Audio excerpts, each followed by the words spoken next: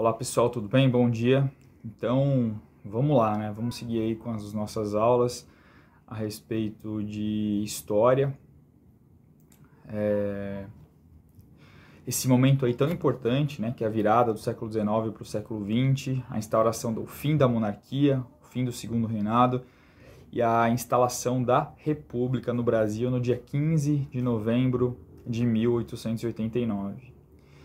Então, pessoal, o que a gente falou até agora? A gente estava falando para vocês que a situação lá no contexto do Império, naquele momento do Império, era uma situação completamente tensa. Então, de um lado ali a monarquia, ela estava sofrendo uma série de pressões, Então a gente tem lá os problemas com a igreja, os problemas da diplomacia brasileira, os problemas com o exército, os problemas envolvendo o abolicionismo e o movimento republicano. Então tudo isso vai culminar lá no dia 15 de novembro de 1889 com o fim do segundo reinado e o início da República no Brasil. Então vamos ver esse processo aí. Pessoal, o que aconteceu, né? Então, vamos chegar lá ao 15 de novembro, tá? Bom, então o que estava acontecendo? Então, o imperador, pessoal, era uma pessoa, como eu falei para vocês, aí é uma pessoa que gostava de... uma pessoa muito letrada, né? Muito erudita. Então, uma pessoa muito para frente, tá? Então, apesar da monarquia pegar nele, né? Apesar da monarquia representar o velho, o imperador era uma pessoa muito para frente, muito progressista. Então, o que aconteceu?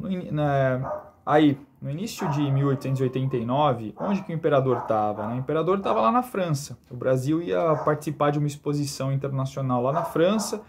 E aí, para a França, né, num saguão lá, na França foi levado frutas, né, café brasileiro, quadros, artistas brasileiros expuseram lá os seus trabalhos nessa espécie de exposição, né, nesse saguão de exposição que acontecia lá em Paris, lá na França. E tudo corria muito bem, certo? Isso aí aconteceu, pessoal, em junho de 1889, ou seja, alguns meses antes da República ser proclamada lá no 15 de novembro. Tá? Então, tudo parecia, no início, aí, até esse momento, tudo parecia que ia muito bem.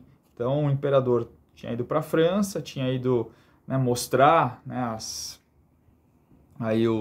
o Brasil lá para os franceses, mostrar algumas coisas importantes aqui do Brasil, e estava tudo ótimo. No entanto, mal sabia ele que internamente aqui no Brasil as coisas não estavam tão bem, né? Então por essa série de problemas aí que eu falei para vocês aí, tá? Então, pessoal, o que estava acontecendo?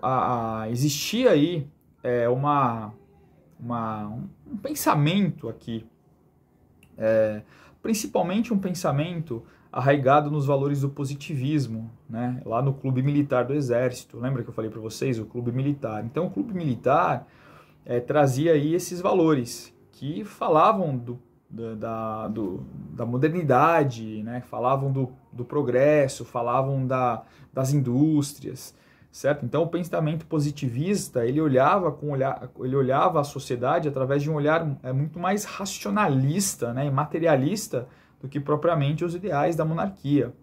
Então, isso tudo, esses ideais do positivismo, estavam fazendo parte ali do exército, né?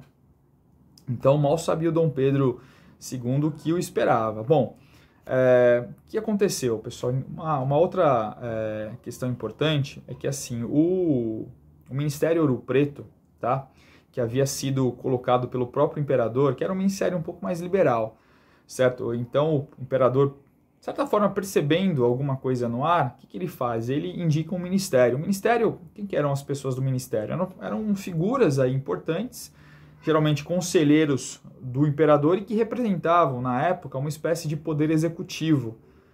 Lembra lá da divisão? Existia o poder executivo, o poder moderador, né, que era do imperador, o poder executivo, o legislativo e o judiciário. Só que o poder moderador, ele dava ao próprio imperador a possibilidade de intervir nos outros poderes. Então, o que o imperador ele fez? Ele colocou para conselho, né, para serem conselheiros, aí um ministério chamado de Ministério Ouro Preto.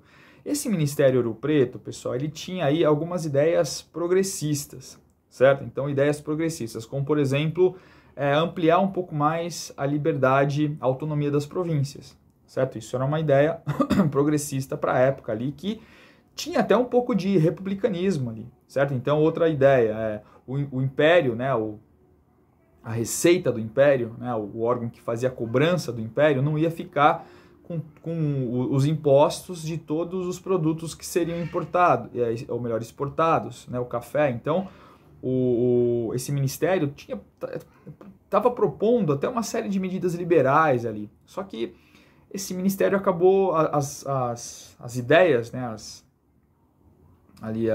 do ministério acabaram não indo para frente, por conta do Congresso ali ser dominado ali principalmente pelos conservadores, tá? Esse ministério acabou não indo para frente, as ideias não acabaram decolando. Ensino público laicizante, tá? Era uma das propostas desse ministério, ou seja, eram medidas liberais, medidas de caráter progressista para a época. Só que acabou não dando muito certo essa tentativa do Pedro II em, né, implementar essas medidas, tá? Enfim, isso estava acontecendo, aconteciam, pessoal, ao mesmo tempo, ali questões que eram trazidas à tona pelo clube militar, como eu falei para vocês, reuniões com vários líderes, tá? Então, líderes republicanos, líderes desse pensamento positivista, né? Pessoas que faziam parte da elite agrária de São Paulo. Então, né, eles discutiam, o próprio Deodoro da Fonseca, Quintino Bocaiúva, Aristides Lobo, certo? Pessoas que discutiam ali aquela situação naquele momento ali, qual seria ali o processo, tá? Qual seria a situação. Bom, enfim, certo? Mal sabia, como eu falei para vocês, mal sabia o imperador o que o aguardava, tá? Então, bom, ele volta, né, pessoal, aqui lá pro Rio de Janeiro, beleza, certo? Ali, a monarquia, então, ok, tudo bem.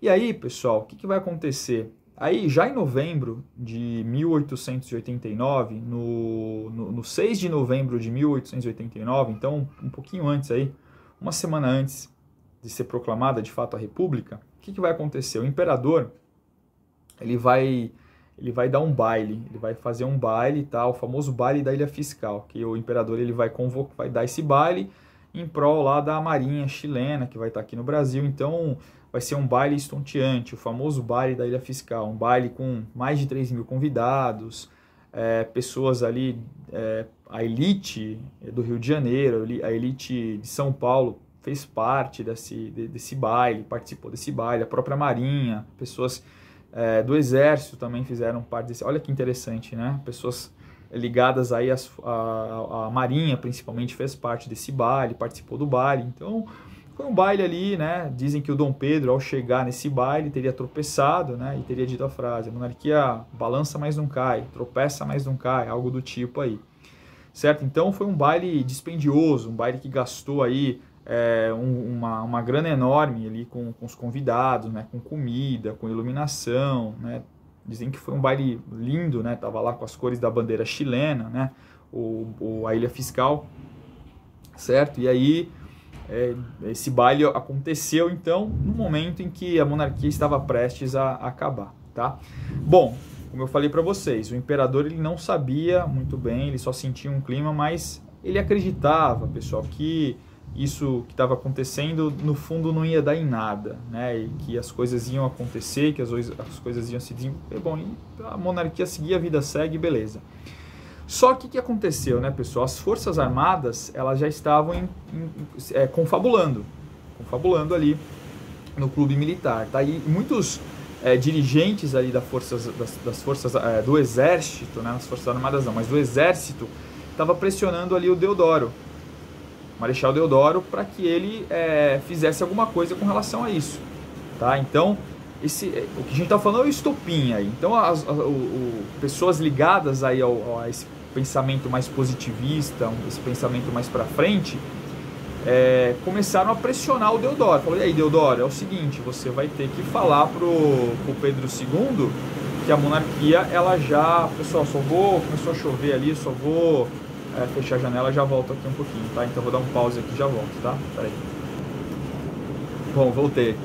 Bom, então, entendeu, pessoal? Então foi exatamente isso que aconteceu. O Deodoro da Fonseca, então, foi pressionado por esses oficiais, que o Deodoro, ele era uma pessoa muito próxima ao Pedro II e à monarquia. Ele ficou até um pouco encabulado de chegar para o Pedro II e falar exatamente o que ia acontecer, né? Mas ele, enfim... Então ele, um dos primeiros atos, isso tudo no Rio de Janeiro, tá? Um dos primeiros atos foi depor o Ministério Ouro Preto, que eu falei para vocês, que era esse ministério mais liberal, que o Dom Pedro tentou instituir para impor uma série de medidas progressistas, no entanto não deu certo. Então o que aconteceu? O Deodoro foi lá e depôs o Ministério Ouro Preto, falando que agora, a partir daquele momento, existiria um governo provisório. Tá? Um governo provisório, e esse governo é que iria... Nossa, a chuva tá forte, peraí pessoal. Bom pessoal, então assim, desculpe aí a interrupção, foi uma chuvinha, né? Uma chuva de granizo aí que causou aí uma tensãozinha, mas já passou, tá? Então, pessoal, então, o que eu tô falando aí pra vocês? Tá? Que, assim, o fim da monarquia estava próximo, né? Então, a deposição do Ministério Ouro Preto acabou aí selando, né, praticamente o fim da monarquia, certo? Então, por conta dessa vergonha mesmo, né, o Deodoro ficou encabulado de falar com o Pedro II, mas ele acabou falando, ele falou, ó, Pedro, infelizmente aconteceu, né, o fim da monarquia, e você vai ter que se retirar embora do Brasil. Tá? Dizem que a partida do Pedro II, né, e a família real toda, a família imperial, estaria marcada para o dia 17 de novembro de 1889, mas por conta da situação ele foi apressado a embarcar naquela noite mesmo do dia 15 de novembro, certo? No navio Parnaíba, em direção à Europa. Tá? Então, ali por conta de conflitos ali que pudessem acontecer com monarquistas, né? Pessoas que eram favoráveis ali a monarquia, tá? Inclusive, pessoal, existia a famosa Guarda Negra, né? A Guarda Negra eram pessoas... Nem a Guarda Negra conseguiu conter aí essa parcela do exército, né? Era uma espécie de milícia, não a milícia, né? Mas um grupo um grupamento armado que protegia o imperador. Então, ela... infelizmente, composta aí de mais ou menos 1.500 homens, né? Então a Guarda Negra não pôde fazer nada com relação a isso, tá?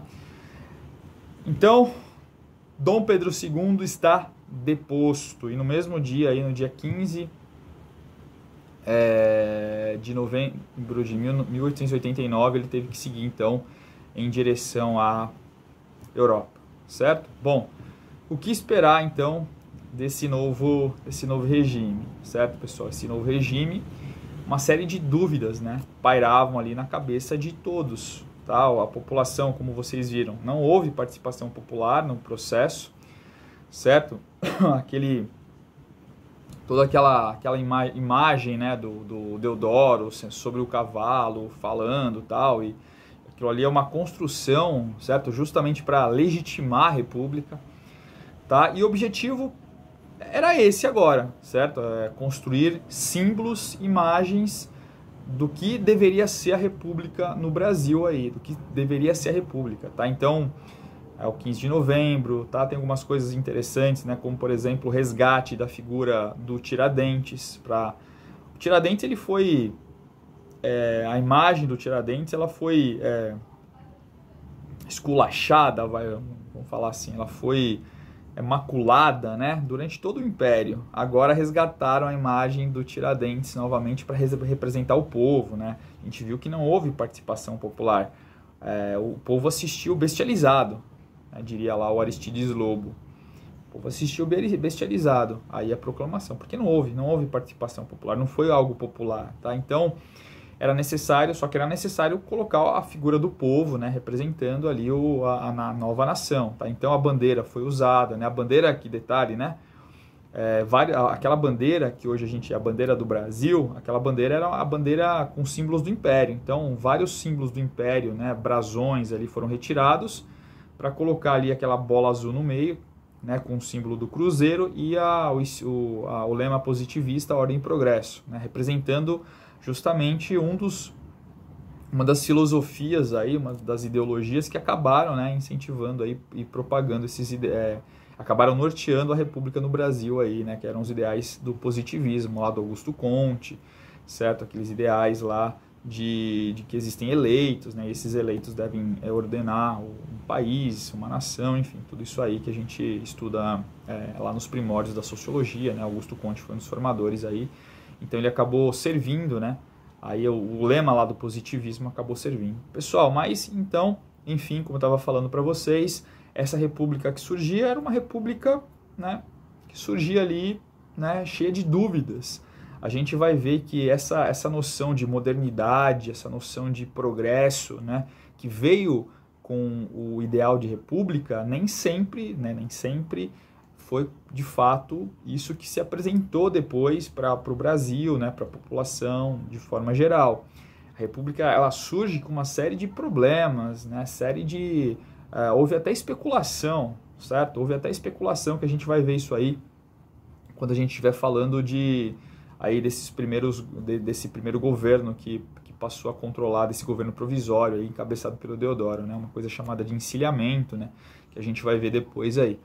Certo, pessoal? Então foi isso, tá? Então, tchau, Pedro II, tchau, monarquia, bem-vinda à República, certo? Então, a República, ela foi aí uma articulação política de setores do Exército,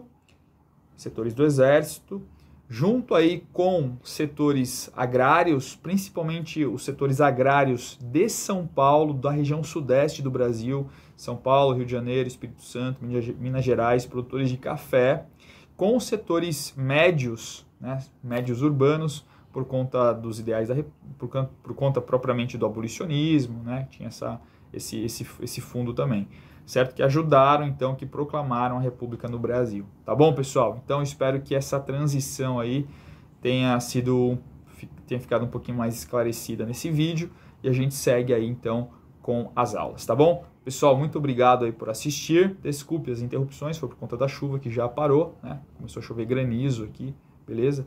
Mas já parou, tá tudo ok. Pessoal, obrigado, bom dia aí pra vocês, a gente se vê então já já. Tchau, pessoal, obrigado, falou.